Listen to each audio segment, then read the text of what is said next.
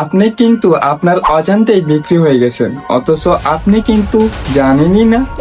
যদি আমি আপনাকে একটু ক্লিয়ার করে বলি, নিজের এনআইডি কার্ডের দিকে এক নজর তাকান। হ্যাঁ, ওটাই হচ্ছে আপনার সবচেয়ে বড় শত্রু।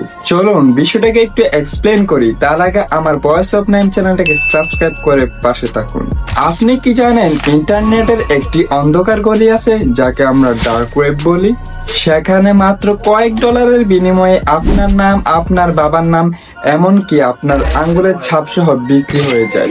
আপনি ভাবছেন আপনার এনআইডি কার্ড ওয়ালেটের ভিতর নিরাপদে আছে, কিন্তু আসল সত্য সেটি নয়। কিন্তু 2023 সালে বাংলাদেশের প্রায় 5 কোটি মানুষের তথ্য একটি সরকারি ওয়েবসাইটে উন্মুক্ত হয়ে পড়েছিল।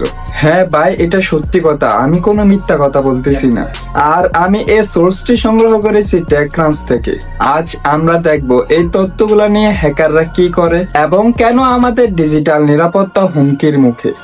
অনেকেই মনে করে থাকেন হ্যাকাররা শুধু ব্যাংক থেকে টাকা লুটপাট করে থাকে, কিন্তু আসল সত্য সেটা নয়। সাইবার অপরাধ শুরু হয় আপনার সেই ব্যক্তিগত তথ্য দিয়ে। গবেষণায় দেখা গেছে অধিকাংশ সরকারি ডাটাবেস পর্যাপ্ত এপিআই সিকিউরিটি না থাকার কারণে সহজেই তথ্যগুলো হ্যাক হয়ে যাচ্ছে, অর্থাৎ তথ্য ফাঁস হওয়াটা সহজ হয়ে গেছে।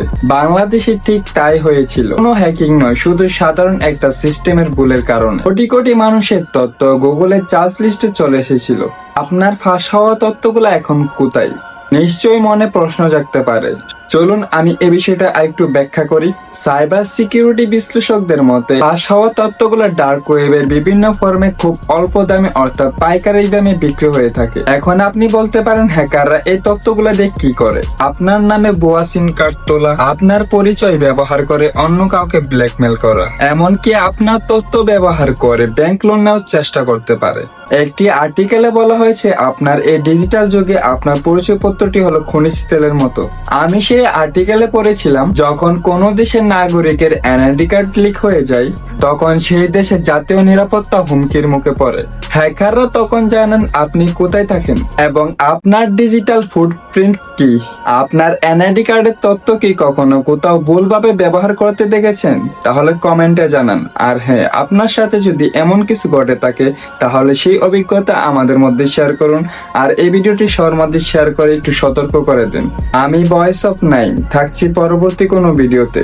এর জন্য আমার চ্যানেলটাকে সাবস্ক্রাইব করে পাশে থাকুন।